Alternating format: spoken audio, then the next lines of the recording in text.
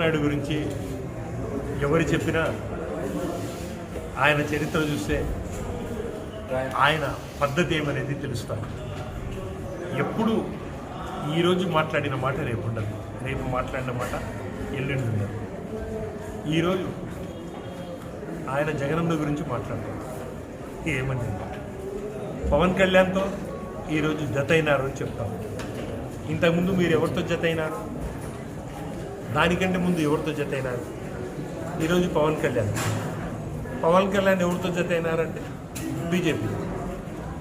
అదే స్టేజ్ మీద ఎన్డీఏతో నేనున్నాను, అయినా నేను చంద్రబాబు నాయుడుతో ఉంటాను. ఒకరితో సంసారం చేస్తారా, నలుగురితో సంసారం చేస్తారా? నేను ఇంకా వివరంగా చెప్పదలుచుకోలేదు. మీరు ఏమి ఆలోచన చేసి వచ్చినారు, ఏమి చేయాలనుకుంటా ఉన్నారు? రాజకీయంగా ప్రజలకు సేవ చేయాలి అంటే ఒక విధి, ఒక విధానం, ఒక నిబద్ధత, ఒక అకుంఠిత దీక్ష ఉండాలి.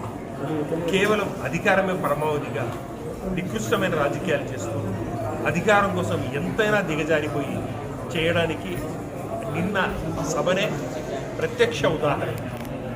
కేవలం అధికారం కోసం మేము ఏమైనా చేస్తాము, ఎవరితైనా నిస్సగ్గుగా మేము లింకు చేసుకుంటామని చెప్పడానికే నిన్న జరిగిన వాళ్ళు ఎన్ని కుయుక్తులు పొందినా, ఎన్ని కుతంత్రాలు పొందినా మనసులో ఉన్నటువంటి నేత మా జగనన్నను ఎప్పుడు వాళ్ళు ఏమీ చేయలేరు.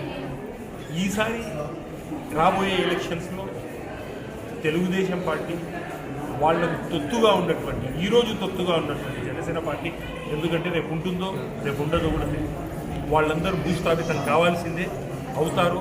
అది చారిత్రక సత్యం. వైఎస్ జగన్మోహన్ రెడ్డి గారి పుట్టినరోజు సందర్భంగా ఈరోజు వైఎస్ఆర్సీపీ కుటుంబం అందరం కూడా ఒక పండగ మాదిరి జరుపుకుంటున్నాం. మాకు నిజంగా ఈరోజు పండగే. కేవలం మాకు మాత్రమే కాదు, ఈ రాష్ట్రంలో ఉన్న ప్రతి ప్రజానికానికి కూడా ఈరోజు ఒక పండగ మాదిరి అందరూ కూడా జరుపుకోవడం అనేది నిజంగా చాలా సంతోషంగా ఉంది. ఎందుకంటే జగన్మోహన్ రెడ్డి గారు చేస్తున్నటువంటి అభివృద్ధి కార్యక్రమాలు కానివ్వండి, సంక్షేమ పాలన కానివ్వండి, ఈరోజు ప్రతి ఒక్క పేదవాడి ఇంటికి చేర్చిన ఘనత ప్రియతమ నాయకుడు వైఎస్ జగన్మోహన్ రెడ్డి.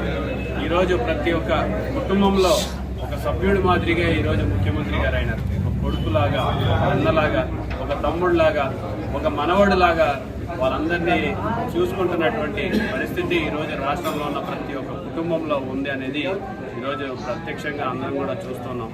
మరి గడప గడపకు ఎక్కడికి వెళ్ళినా సరే జగన్మోహన్ రెడ్డి గారి పేరు ఈరోజు ప్రతి కుటుంబం వాళ్ళు తలుచుకుంటున్నారంటే నిజంగా ఒక వ్యక్తికి ఇంతకంటే కావాల్సింది ఏముండదు.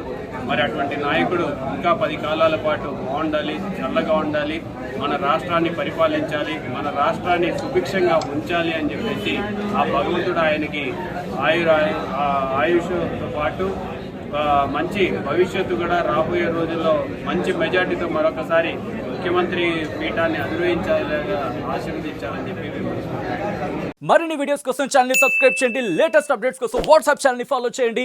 అండ్ లింక్ డిస్క్రిప్షన్ లో ఉంది.